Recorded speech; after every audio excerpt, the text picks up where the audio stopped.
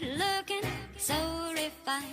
Say, wouldn't you like to know what's going on in my mind? So let me get right.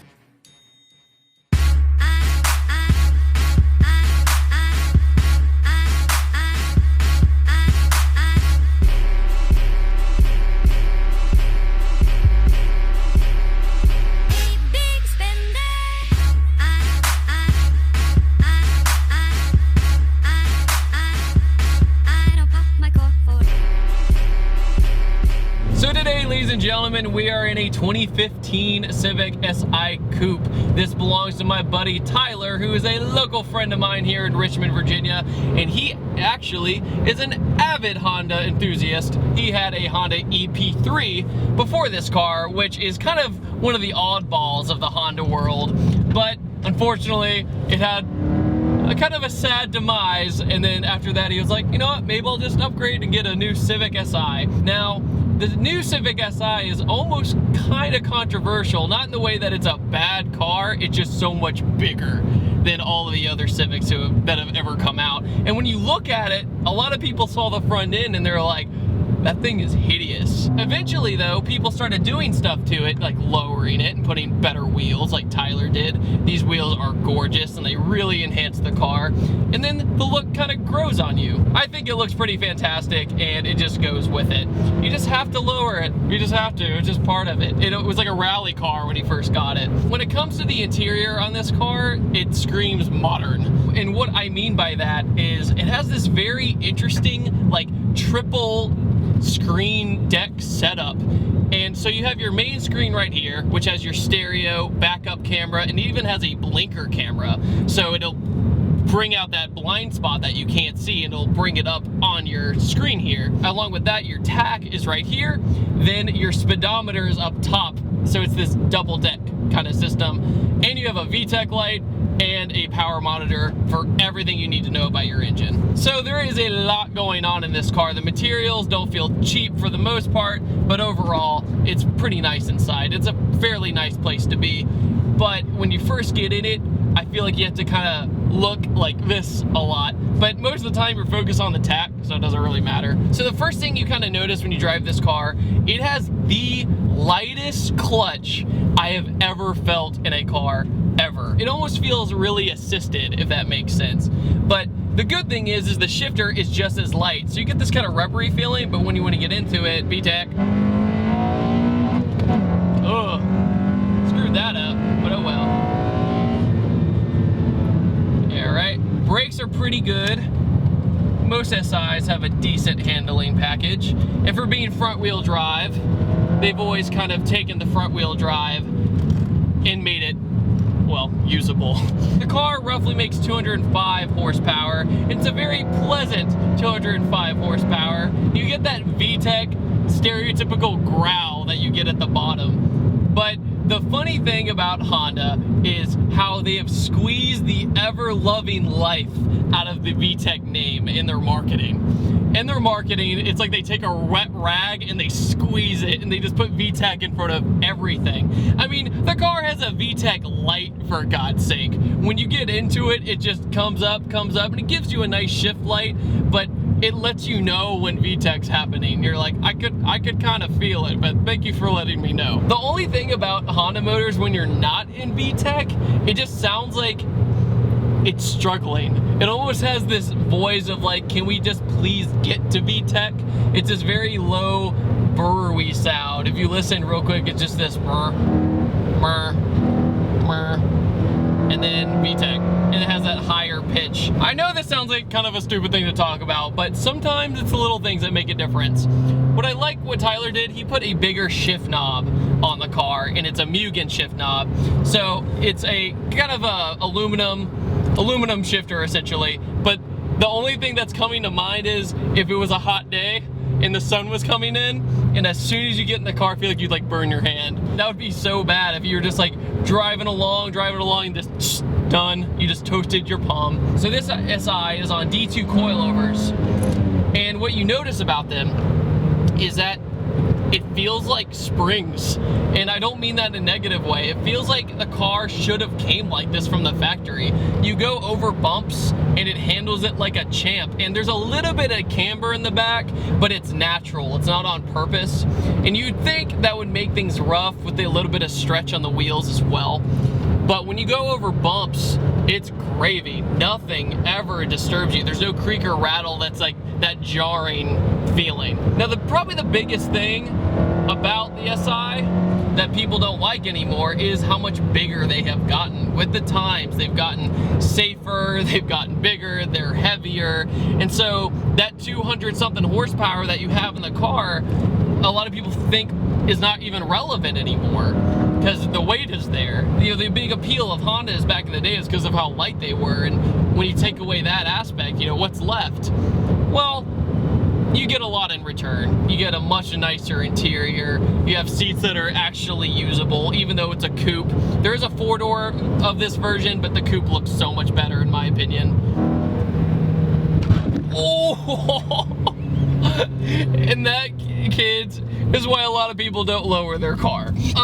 I just went over train tracks and I'm surprised nothing happened. The front lip on this car though, which a lot of people don't like the front end, a lot of people don't like the front end, but you will scrape when you like leave driveways and that sort of thing. And when that happened, when I was riding shotgun in this car, Tyler was like, low car props.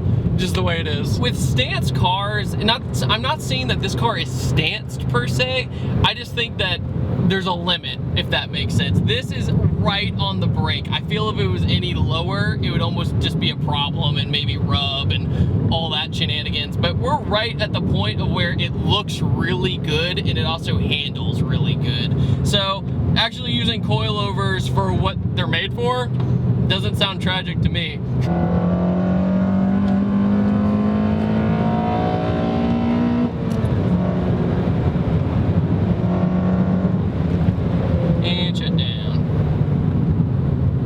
So easy.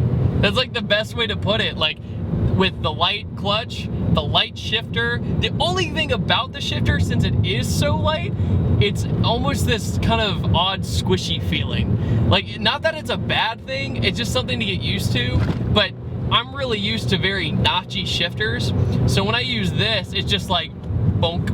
It has this kind of bounce back a little bit, but it's also notchy enough to the point you're in gear. It's nothing like it's wiggling around everywhere. The last time I drove a Civic Si was in a Giggity vlog with my friend Ryan Hatter, and he has the old EM1 SI, and it's just amazing to see the differences between the old one and the new one. And the old one had that kind of, I don't know, that charm of being that, you know, that 90s Civic Si. But this one, you know, the dashboard isn't falling out. It's not vibrating everywhere. The car was meant to do it. It's built better. It just shows how much progress we've made all these years. Is a little bit of the charm gone? That's up to you. One thing I've noticed is David is starting to learn how to heel toe. I finally took the liberty to try and teach myself, and because I always did kind of the cheap way of heel towing, which is rev matching. And yeah, you can rev match perfectly fine in this car, but when you want to do heel towing or any kind of really aggressive foot maneuvers while you drive, it's pretty difficult. The gap between the brake and the gas and the clutch is pretty wide. It's better for daily driving, it's better that sort of thing, but this is the performance Civic. It should be a little bit more performance oriented, I think, in the footwell.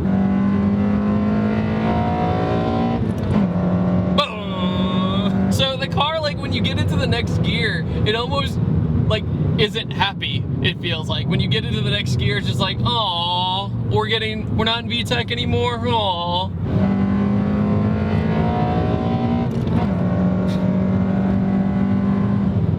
For front wheel drive, it rotates pretty damn good. I will give it that. And brake. I'm gonna do a little bit of rev matching because I suck at heel towing.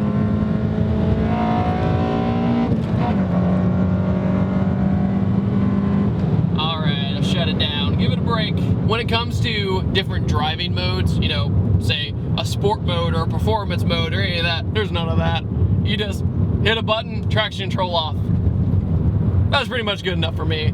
a lot of the times in those kind of cars, you don't even really feel that much of a difference anyway. So I could imagine in R&D, they were just like, oh, just put a traction control button on, it'll be fine. Another thing I've noticed are the seats, and me being a pretty skinny dude, they're holding me in pretty well. I'm actually pretty surprised. That's another thing about old Honda seats. You kind of just prayed. You went around a corner and you were just like, head on the window, head on the ceiling, head on the other door somehow.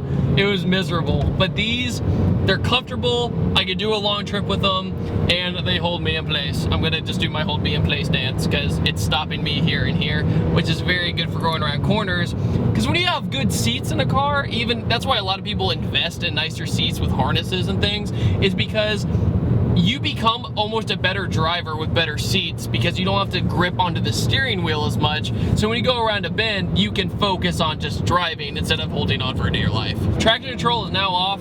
What happens when we do a second gear roll on? Dead hooked.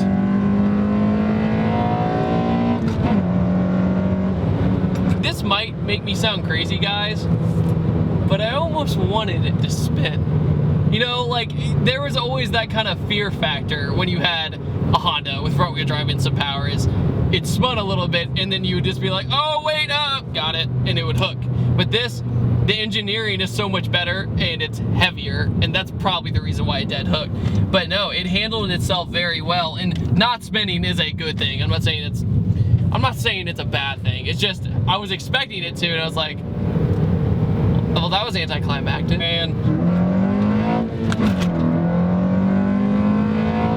dead hooked in first. That's impressive. Oh, that's about, oh, my heart.